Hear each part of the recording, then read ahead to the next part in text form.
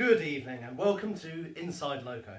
My name is Simon Moore and over the coming months we are... Oh dear, this is why! This is why! I'm looking down. I need to read through it. You're not going to learn it all. No, but I need to know what I'm saying. People are going to think this is taking hours. It is taking hours. I'm just going to read this through quickly. I need to know roughly where I'm going. Shut up! Right, hold on. Stand there. I need to talk to you. Right. Can you stop that and start again, please? No, still running. We'll start in a minute. Right. Oh, God. Good evening and welcome to Inside Loko. My name is Simon Moore and over the coming months we are looking to provide a behind-the-scenes insight into the local club in Northamptonshire which is slowly becoming a household name. That, of course, is Locomotive Malton. During the series I'll be updating you with current news and interviewing people involved at the club and asking the questions you want to hear. We want to kick off this with a bang, so what a better way than to bring on last year's player of the season. I'd like you to join me and welcome Loko's number one, David Brown. There's no music. Music. What? Ready for the music? No!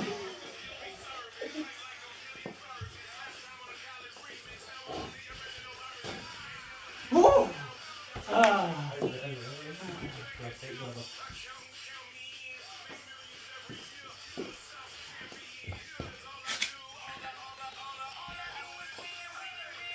Is that it? Very good, thank you.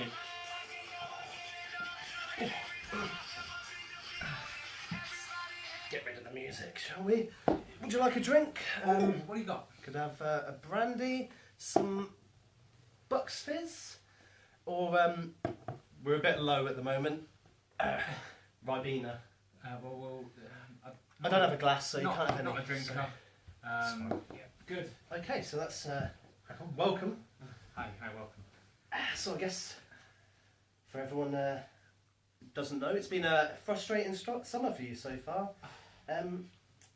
Bit of a setback into your pre-season preparations. Do you want to just explain to everyone what happened? Right, so 4 weeks ago yesterday, playing Monday nights, I was playing netball up at Road, and during an attack, I was pushed to the ground by one of the fellow players. She was a big girl. Oh.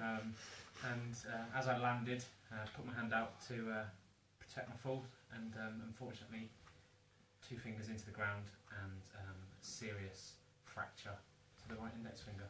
You see there, still not in great shape. How's the rehab been? It's been difficult, to be honest. It's the first major injury I've suffered during my career, so it's just been lots of hand movements. Excellent. How are you now? Are you ready? Just like that. Got through 20 minutes last night in a practice match, which was hastily arranged ahead of the weekend. Yeah, we actually saw a couple of clips of that, and it looked like there were a couple of good saves. It looked like you hadn't missed a beat. Yeah, I was surprised with myself, to be honest. Felt strange being back in between the sticks, but yeah, a couple of big saves, standard.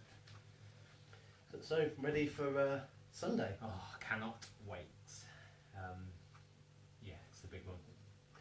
So, I guess one of the questions which a lot of people want to know is there was a lot of rumours midway through last season linking you with a move away from Parklands. Was there any truth behind these publications? Seeing as time has passed and that ship has sailed, I can shed a little bit of light on what happened. Like you say, midway through last season, there were rumblings coming out of Malton that things were tough financially. The club was worried for its future, and as I assume all the players did the same thing. Started to explore possible avenues. When I say explore, I'd agreed to sign for another club. A pre-contract agreement had been signed. Do you think that's true, that other players were looking to seek other clubs? Because surely in a time of crisis, you really want everybody to rally around and hold the fort, so to speak, as opposed to, I mean, some of the fans would quote sinking ship, rats? To be honest, a lot of the guys at the club, you know, they don't have jobs, so job security is an issue. So for those of us that have been unemployed for 3 or 4 days, you know, it's not a nice We've all been there. experience, and you should always plan ahead. That's my thoughts on that. Obviously, you've brought your award with you. Yeah. Lovely award. Still got the trophy, yeah. Do you think now, looking back, as you had already agreed to sign for another club, pre-contract, do you think you deserved that award when you were willing to walk away from the club? Which obviously, the people who voted for you didn't know that you were about to abandon the ship, so to speak. I would say, you'll see that it says Player of the Season, so that's not a moral award. You know, it's not Clubman of the Year.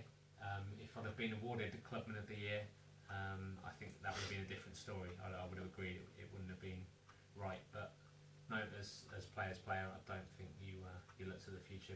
You're looking back at what a stunning season it was, so absolutely not disagree with that. I mean, it's definitely a question I'll be asking your fellow colleagues in the next couple of months when I interview them. And obviously, we'll get to hear the truth, won't we? But moving on from that, it's like I said, it is in the past.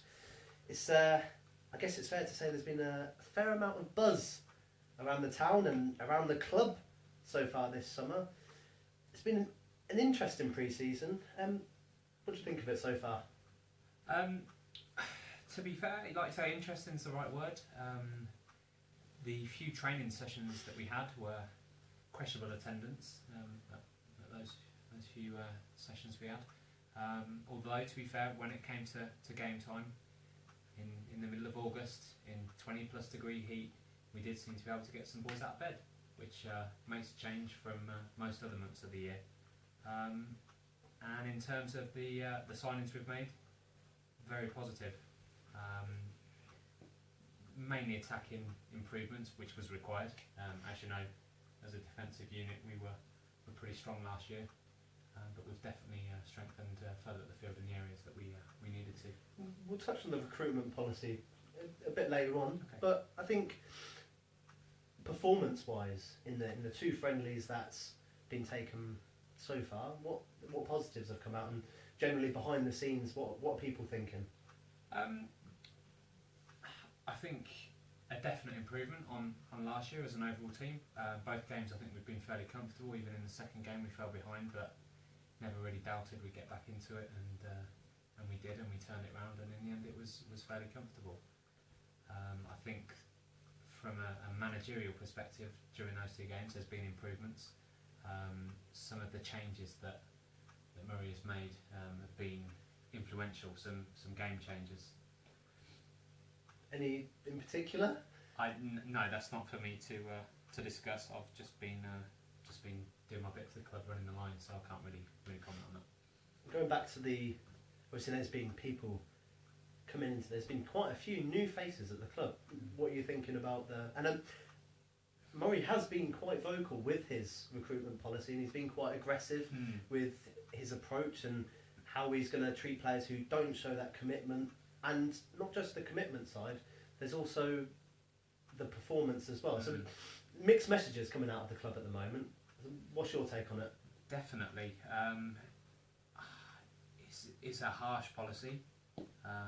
Some players, Fonz, have fell by the wayside, and others are, clearly threatened for their place. Spike, Pucker. So.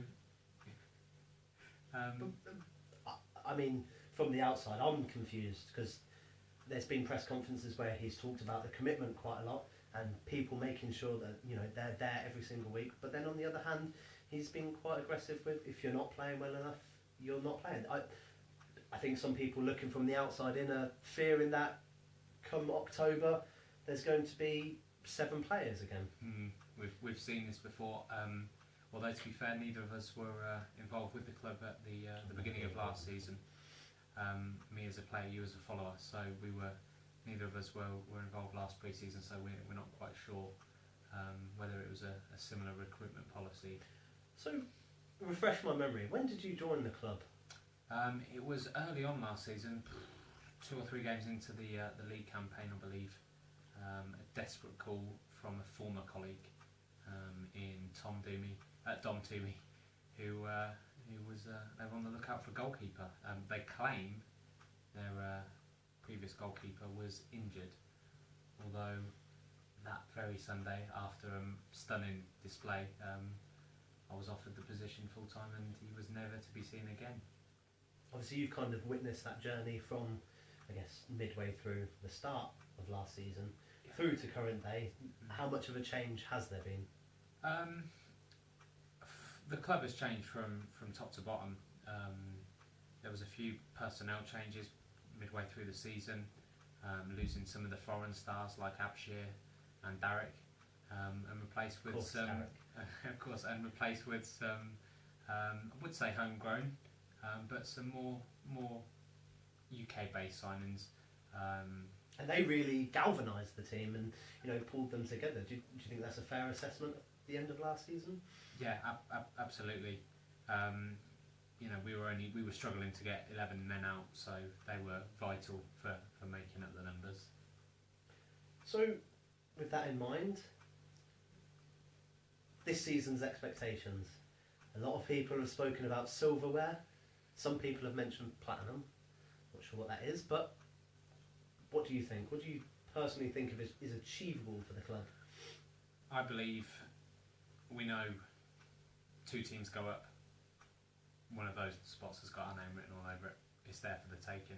But as with any football team, you've got to go and take it. Well, it's been an absolute pleasure with you joining me today. I hope it hasn't been too intrusive, that you won't join us again in the next couple of months. It'd be good to hear your views midway through the season, just to see if any of those hints around the recruitment policy or how the team is generally performing has changed. In the next episode of Inside Loko, we'll be going up and close and personal with the man who drives the machine behind the Loko train, and that is, of course, Daniel Murray. If you've got any questions that you'd like us to ask him, if you send me the question through WhatsApp, and you could win a signed pair of David Brown's gloves. I hope you've all enjoyed Inside Loko, and many thanks again to our guest. You're welcome. Brilliant. Right, good. I'll probably stop recording. Yes, and what's annoying is it got good halfway through. Still recording. Yes!